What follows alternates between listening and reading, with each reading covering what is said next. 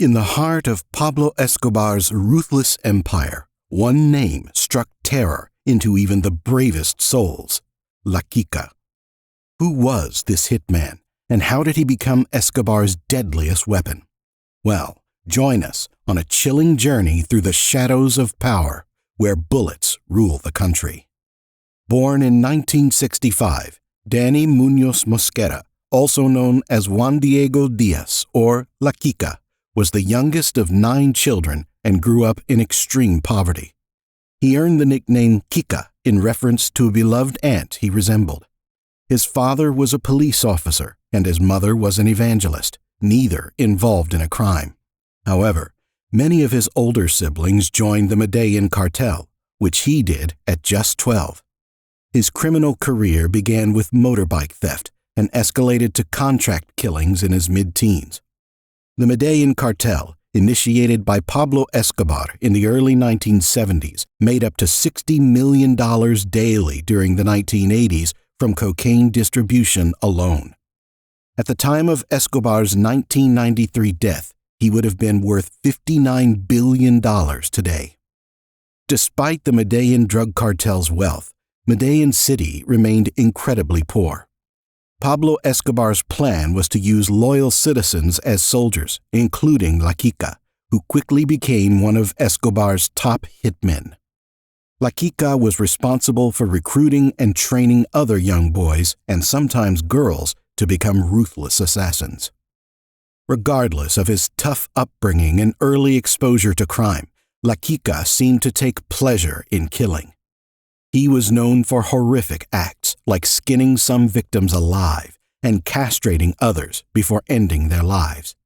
He played a significant role in building the criminal world he grew up in.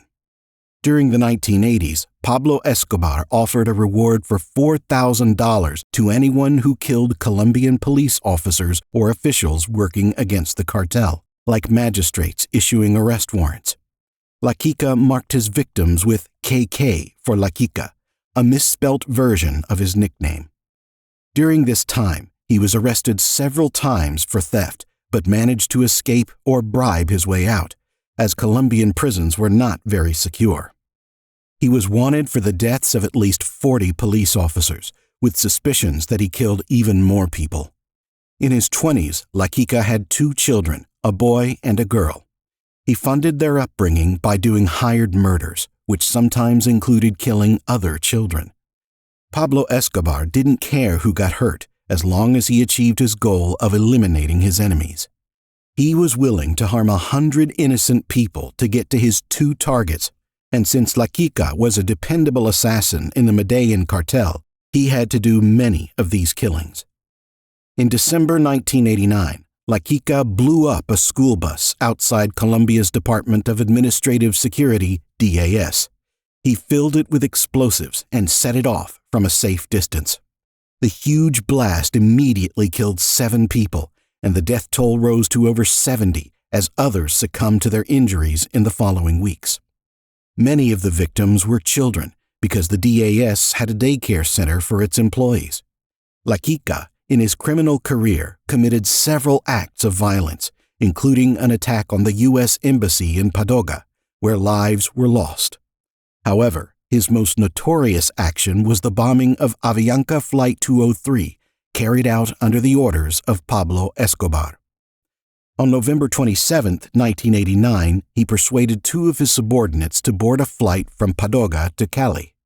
One of them disembarked just before takeoff, leaving the other with the bomb. The objective behind this bombing was to assassinate presidential candidate Cesar Gaviria, but he was not on board. Tragically, all the passengers on the plane perished when the bomb exploded, resulting in a devastating crash. Debris and body parts were scattered on the ground, leading to the unfortunate deaths of 3 individuals on the ground, in addition to all those on board, which included 2 American citizens. This incident prompted the United States to take drastic measures to capture and eliminate all involved narco-terrorists, not only in this attack, but also in other assaults on the U.S. Embassy and various incidents on the mainland. The U.S. even collaborated with Colombian vigilante groups, known for their brutal actions to dismantle the Medellin cartel. In the aftermath, Kika went on to assassinate 3 out of 5 presidential candidates in the 1989 Colombian national elections, although he was not formally convicted of these crimes. Additionally, Kika was implicated in several other high-profile assassinations, including those of Drug Enforcement Administration agents and rival drug leaders in the USA.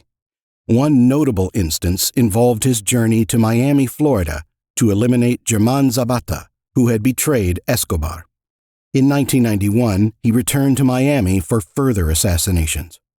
DEA agents, having long investigated him, were aware of his potential return using fake identification.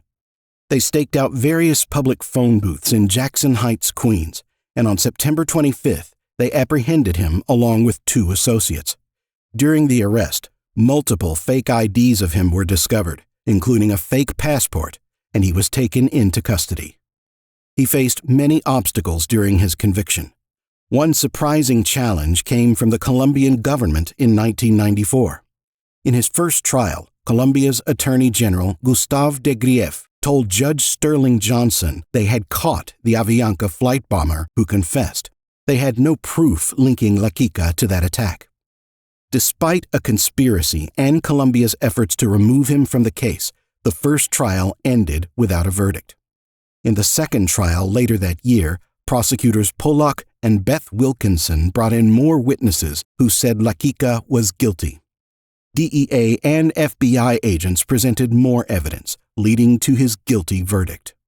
He spent over 21 years in prison since age 26, denying his involvement in his crimes.